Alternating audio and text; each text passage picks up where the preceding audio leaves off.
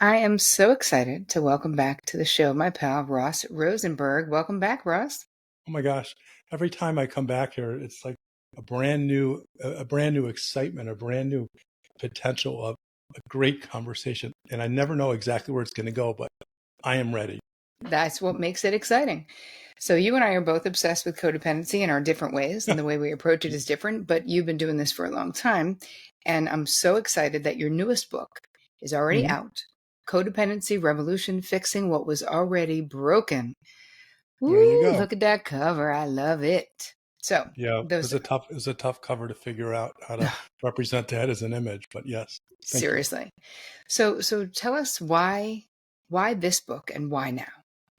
The backstory is I was going to write the third edition of the Human Magnet Syndrome. And as it is, I wrote the second one 5 years after the first, and I was going to write the third one 5 years later. And then as I was writing it, I realized everything that I was doing, I was rewriting the whole book. Usually when you do another edition, it's like 20, 30% change. And then as I moved forward, I realized, well, this is not really about the human magnet syndrome anymore, although it includes all this new updated information. It's about codependency.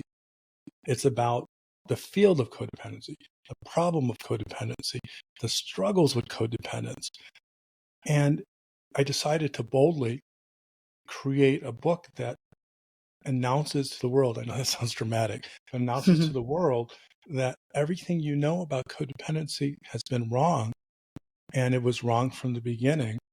And now is my opportunity to present a unified, systematically explained thesis book that comes from a personal space, an emotional space, and a professional space to tell people exactly what this problem is. And for once, put it out there in a comprehensive manner.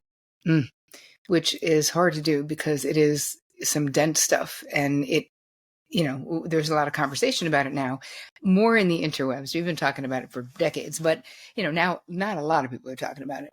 So Right. Let's talk a little bit about the hypothesis, what you're asserting in this book that might be different than what's out there. So some of this is just a continuation of ideas, description, theories, concepts I created with my first Human Magnet Syndrome book. I decided, just like you, as a licensed mental health clinician, we just don't diagnose people willy-nilly. We, have these terms we use that have clear, specific, concrete definitions, and for someone to be diagnosable, they have to match that. And the problem with codependency is, depending on who you talk to, they would recognize codependency as they understood it. And the challenge is, a lot of psychotherapists and mental health providers actually struggle with that. And so it's not in the DSM-5. So it's like another thing is that we don't consider it a diagnosable. The DSM doesn't consider it. I think it's not. No. So that's part of the problem too. We don't have a unified way of referring to it. Well, and for good reason. As I explained in the book, it shouldn't have ever been considered because it is a bloated, sprawling concept that means something different to every person you talk to. Everyone has their own explanation for it. So why should the mental health, psychiatric, or the greater medical community take it seriously? So what I did in the first book was I created a simple operational definition from which to expand. So that, for example, if you have ADHD, like I do, thankfully I'm on my medicine for today's show, but you forget, you get distracted, and you go down the list, and there's maybe 8 or 9 things you got to match up to. And if you have all those, the doc can say you got ADHD, and then you can figure out treatment. Well, I wanted codependency to be the same way. So my fantasy is that through this book, I will initiate research that it will eventually become a diagnosable mental health condition. So what I created was this simple explanation. Codependency is an individual and relationship mental health concern that is defined by a person who in relationships gives all or most of the love, respect, caring, trust, and protection, LRCTP, with hopes that it's reciprocated. Mm. But because of the human magnet syndrome and their choice of a narcissist, it is never reciprocated, and they stay in a relationship. So let me say this even more concisely. Codependency is a problem where a person gives all the love, respect, caring, trust, and protection to an individual who does not reciprocate and will not reciprocate, and yet they stay in a relationship. So now we have this clean explanation. And then what I painstakingly have done in this book is talk about all of the other variables that come with this disorder. So, for example, if someone has major depression, just like ADHD, they are clinically depressed, and there is and the depression impacts the quality of their life. And then there's all sorts of other problems, all sorts of personality types. There's not one type of a depression. If you got that diagnosis, so the same with codependency. There, you can. I created personality types, and there's 10 personality types I created.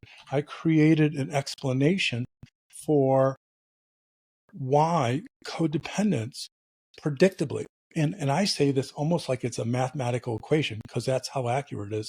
The human magnet syndrome, well, the theory says that people who are codependents give all the LRCTP and doesn't get it reciprocated but stay, they reflexively choose or are attracted to and choose a narcissistic lover. That's the human magnet syndrome theory. They do it over and over again, just like I had. They have a broken picker. And I explained the whole human magnet syndrome phenomenon. So, by the way, I'm giving you just a quick synopsis of the book. I explain how chemistry works. I explain how your attraction, that feeling, that overwhelming feeling, God, this is right. You don't know it's a narcissist, but you do know bold, charming, sexy, funny. It comes from childhood attachment trauma. And I go through that and I explain the biomechanics, which sounds really complicated. What goes on in our brain that attracts us to narcissists and keeps us locked into it. I explain that codependency is, as I understand it, as I've been talking about for almost 12 years, is an addiction, which explains why codependents want to escape, want to get up, but they can't. But should they are overwhelmed, subsumed by its number one withdrawal symptom, pathological loneliness. I say something that I think is going to really anger a lot of people, that Codependency Anonymous has it all wrong. And I love 12-step programs. I'm a big fan of them, but they have it all wrong. And I talk about that and why the fundamental beliefs on their definition of codependency from the beginning.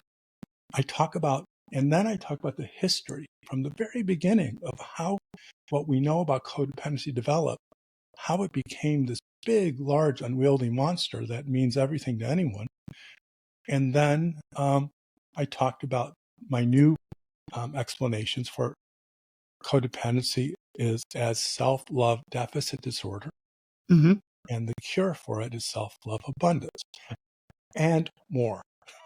Yes. But I'm going to stop myself because I'm not here just to talk. No, but and more. And I think that, a lot of people identify with this. My question for you, Ross, because this has been the topic that you've been diving into for many years and sort of making this more complicated, especially people involved with narcissists. You're making it more accessible for them to sort of see a path out of these relationships. Well, I mean, it can be incredibly, as you share in all your books, it's hard to get out. This is the one of the biggest things, and we understand the pathological loneliness and that feeling of it's just so painful that even being in this bad relationship feels better than that. But that's only a short-term solution because in the long run, it's never a solution. But our brain makes us think it's a solution, and like any other addiction, we think it's fun, it's euphoric, it'll be great. But once we do it, we are let down, sad, more shame, and then because we couldn't stop, and then therefore less powerless. And it's that addiction. That's why I created an awareness of it's an addiction and the bone aching pathological loneliness as the withdrawal symptoms.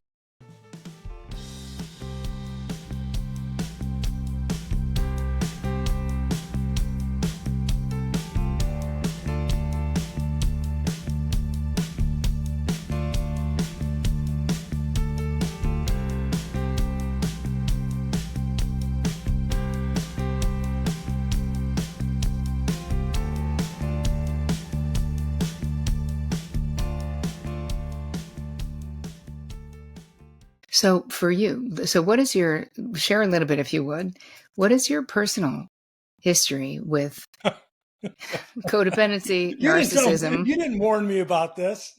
Okay, well, where's my, where's that, what's that they call that, where it's a non-disclosure agreement? Yeah, where's my NDA? Is anyone listening here? Okay, this is between you and I, right? Yeah, just us, just you and me. Okay, good. I'm so glad. No, seriously. I'm blessed at all of my, because of all my failure, all my failed relationships and marriages. So I've been divorced a handful of times.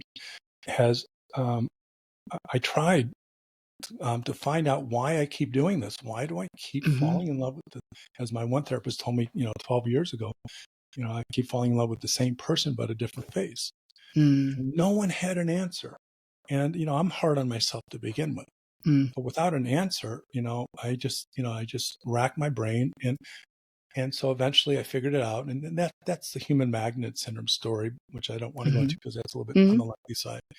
But I have been married and divorced, just like any other codependent or person who identifies with self-love deficit disorder, with someone who in the beginning seemed like my soulmate, who would devolve into, as my dad said, cellmate.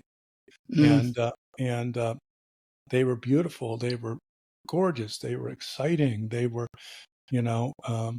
puzzling, sexy, sensual. Everything told me this was right. I felt it in my gut, my bones. And of course, what I wouldn't know until I figured out myself that I was codependent, and codependents fall in love with pathological narcissists, people with personality disorders, and that eventually the cloud of euphoria, or what we call limerence, or what Dorothy Tenoff named limerence, is that cloud of everything is perfect. I can't sleep. I want to be with you. Touching you gives me goosebumps. Well, that goes away. It goes away with healthy people, and it goes away with narcissists and codependents. But the difference is, if you have a healthy, mutually self-loving relationship, now you're with the person they get to know as a friend. But with a codependent, now you realize you are with a narcissist, and the narcissist is now becoming narcissistic in a way that is upsetting and hurtful. But you stay. And so that was my history. And I already know that everyone who has that history and can identify with the human magnet syndrome, they carry shame, because that is a foundational cause of codependency, trauma and shame. And so my shame was worse because I felt like I was a hypocrite. I felt like I was saying one thing to the public, but yet oblivious and trapped by another thing. And so it took me a while. Even after I started writing, even after I wrote my first book, I was figuring it out. So it is because of my failures. And actually, my therapist would say, Ross, it wasn't a failure. Okay. All right. So she's so in my head all the time. I don't know why I looked up. She's probably out there in north of Pensacola. But because of the relationship failures, I'm just going to leave it at that.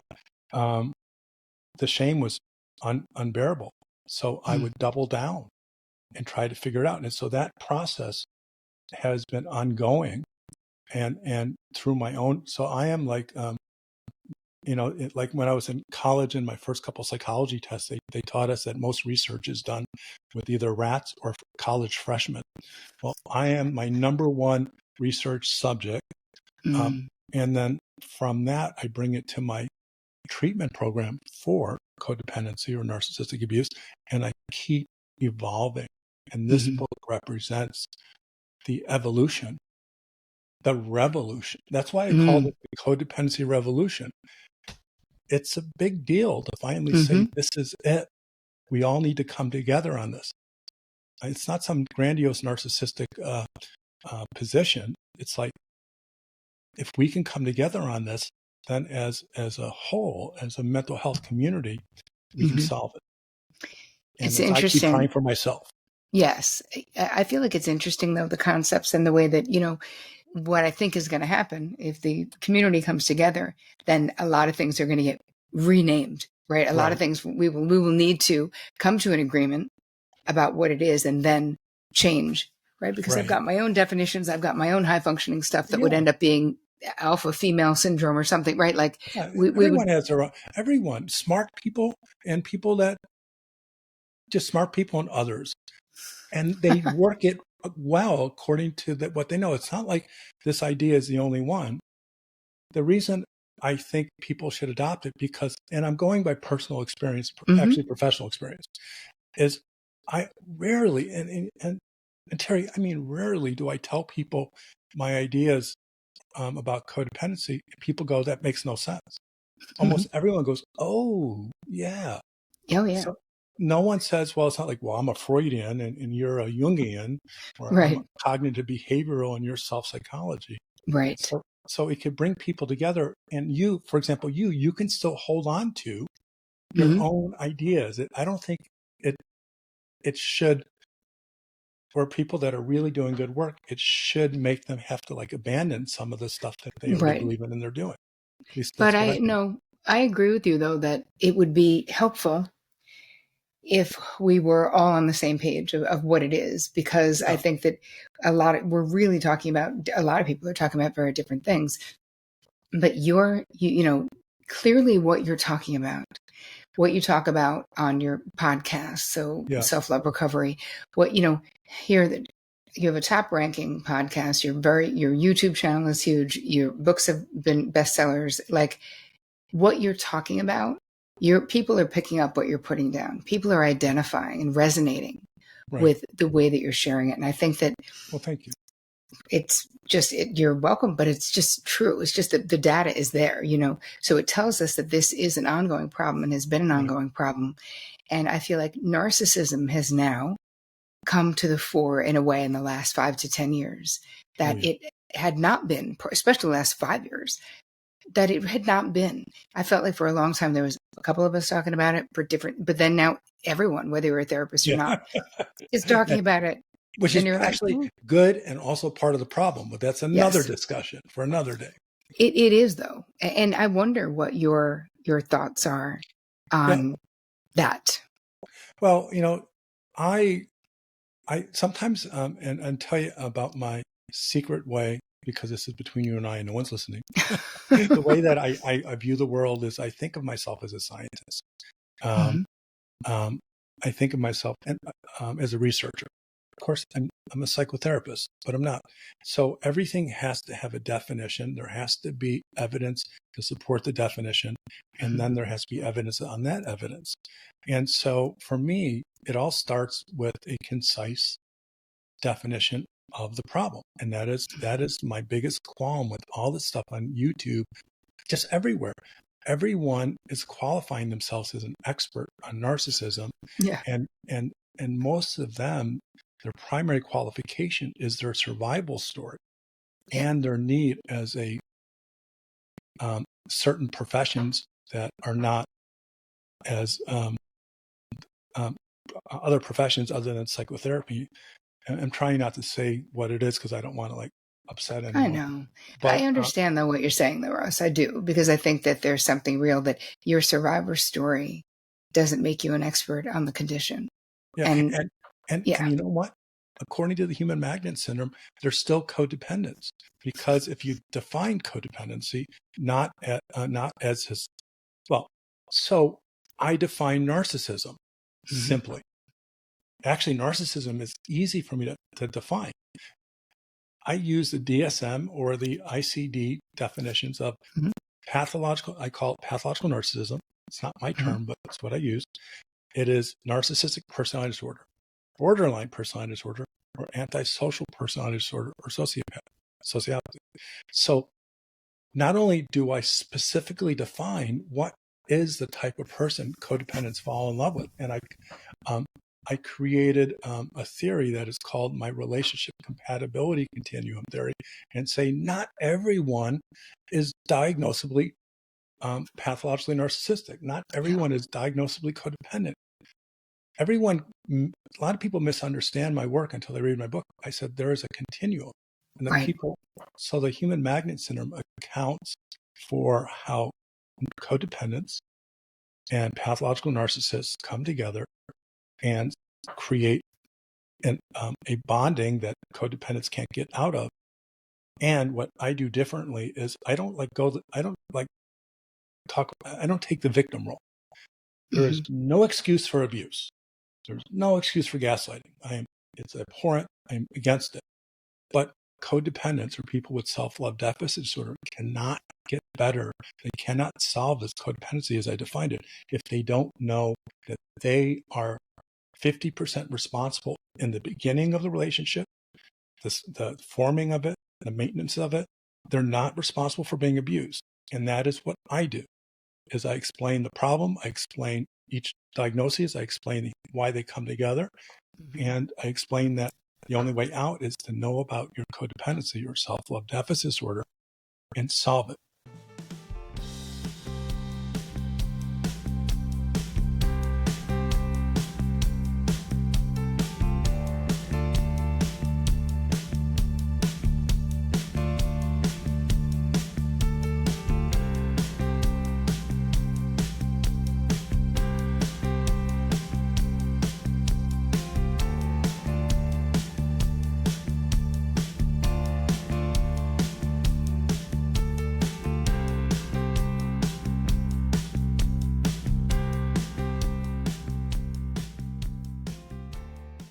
Is why I created one of my better ideas of the codependency pyramid. I'm going to pause because I feel like I'm talking too much.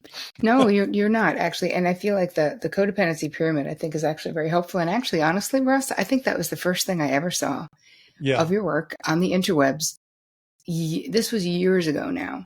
About the timing of it and how long it takes to sort of train your relationships to be different and to get out of it. So actually, you guys will, in the show notes, we'll share that with you. I'll say simply, it's at the bottom of it is the cause, attachment trauma, trauma caused by your childhood by having a narcissistic parent. From that is core shame, being fundamentally broken, bad, or unlovable. From that is pathological loneliness, this existential disease of feeling in pain unless you're in a relationship. From that is the addiction, codependency addiction, of the need to make the pain go away. And then at the very top of the pyramid is everything what a codependent does. And that's where people mistake codependency as the symptoms. Yes, that was pretty concise. So we got it. We're not the symptoms, but what we're really getting to and what you're getting to in the book is the origin of these wounds. Because it's in that deep understanding is when I think this is where people can make changes rather than looking at it like, why is I was just teaching something and people were asking, why was my father this way? Or why couldn't my father accept me the way that I was or whatever? And I was like, here's the thing. And I remember being in my 20s and asking my therapist why my father couldn't be, the daddy's little girl type of father, or now they have like girl dad hashtags, right? Why couldn't he be like that? And she basically was like, Terri, there's a better question to ask than that, because you'll never have the answer to that question. And the better question was, from her to me, was could I feel loved by the limited way my father was capable of loving me? Right. And I was like, I've never even thought of that, and I've never tried. But I feel like there's something about the way that you're presenting that is sort of similar. It's like the symptoms are one thing, right? Yeah. How you got there is another thing. But what you're also walking us through is, what do we do now? Right. I spend just one chapter explaining my self-love recovery treatment program, but that's the book that I keep promising I'm going to write. But I have all that information on my selfloverecovery.com website until I write a book. And so just to tell people that the book is not about the treatment program, although it has a chapter about it. And that actually that's what I do. That's my passion, just like you. We can talk about our knowledge of why this happens and what we think the problems are and how to solve it. But, and I know you, because you are as passionate and dedicated as anyone, is we want to help the person solve what they can't see, recognize, and of course, stop. But part of what you do, though, Ross, and I think that this is what this book is about too, is there's so much hope in what you're sharing in this book, that there is a way, if you are in a relationship with a narcissist and you have self-love deficit disorder or codependency or whatever we're calling it, that there is a way out. And I really do think that it's so deeply rooted for people, and it's so complicated, and it's so misunderstood from the outside in, that this book that we've waited a long time for, is going to be a light, like an actual pathway out of this incredibly painful situation, and how we can grow, we can learn, we can change. And the loneliness that you talk about, let's talk a little bit about how, if someone is in a relationship right now with a narcissist and they want to leave, but they're so afraid of that, as you describe it, right, the pathological loneliness, what do you say to them? What can they do to help with that? Okay, hold on to that. You talked about the light. When I was trying to come up, it was easy when I did the Human Magnet Syndrome to come up with a book cover of people trapped and chains. But how do I come up with that graphic of the Codependency Revolution? And unfortunately, our podcast folks won't see this, but I'm going to show you that there is the sun. So the revolution is behind a wall, and there's a tear in the wall, and you see revolution, and behind revolution is this bright sun shining through. And when and for now podcast listeners, when I saw that graphic, because I didn't know how to represent the codependency revolution in a graphic, and I'm graphically inclined. I love that. And the sun of not only hope, but we have to look at things differently. So I just wanted to share that with you. That's funny. I didn't even know that was the cover. yeah, it was actually really cool. I was so happy with her. So to the question, what do we do? It really all starts in understanding, and it's so important, of understanding what the problem is. It's like medical science. There's so many disorders that it took hundreds of years for them to figure out what it was, but until they figured out what it was, the treatment for it wasn't helping and sometimes hurting. So we now, I believe, according to my book and my other stuff, understand what codependency is. We understand what narcissism is. We understand why codependents come together, all this other stuff. And we understand that codependency is caused by trauma that comes from a childhood that has been disassociated, like PTSD is disassociated. You cannot remember it. Your brain cordons it off, and you can't access it in regular therapy. So I created a treatment program that is, I keep updating it. It went 11 stages. Actually, it started at 4, got up to 11. Now it's back to 10. That's how I am. The more I understand it, I just won't stop until I get it perfect. But the 10 stages, and I'm not going to go over them because that's beyond the scope of this interview, but address so many elements of necessity to overcome this problem. And the most difficult is getting to the stuff that is not present in one's memory. And so that is where I developed my Healing the Inner Trauma Child Treatment Resolution Integration Method, or the HITCH method. And I got a seminar video on that on my website. And that's just one part of this 10-stage program. So I have this systematically designed, organically, linearly flowing program that solves one part of the problem at a time. And then once someone reaches the cure, which is self-love abundance, then it starts building on that. And so that is my approach, is to get to the person to an understanding of the problem and help them come up with a solution that changes them forever. And you do it one stage at a time. So I feel like what so many people listening and watching may feel is overwhelmed. And what I want to assure people is that just maybe listening to Ross talk about this, maybe listening to this interview has made you realize that you're in a relationship with a narcissist. But just because you know it, it doesn't mean you need to like take out a billboard about it or even talk to the person about it, right? Oh, like, no. Don't talk to the narcissist about it. Yeah, that's dangerous. No, definitely don't. Sorry about that. It's true though. It's scary, but know that you knowing it, this is just fuel for you to slowly but surely make the changes in your life that you know you want to make. And if this is you, right, and you're in that situation, then I do believe Codependency Revolution, fixing what was already broken, you are perfectly suited to let this be the light at the end of the light that's going to guide you on the path to your own liberation. And you know, Ross, what I love about... That was beautifully said. Thank you. That was You're welcome. So brilliant and fluid. Thank you. Sure. What I was going to say, though, what I appreciate about your work is that you do come from a personal point of view as well. So you have tons of experience as a real professional in the trenches with clients, like in the actual foxhole with people.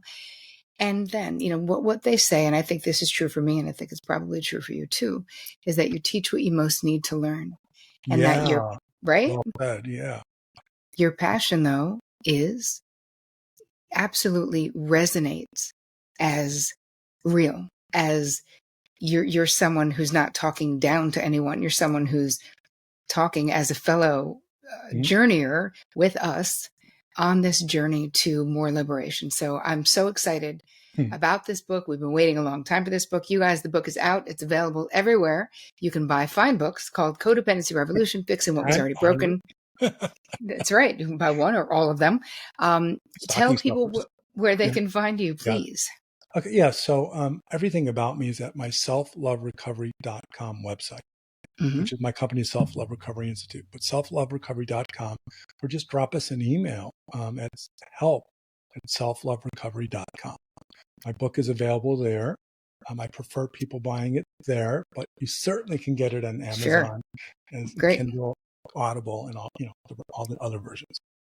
All right. Excellent. Thank you so much for spending time with us today, Ross. It is always a pleasure. I really appreciate you. Well, I appreciate you. Thank you, Terri.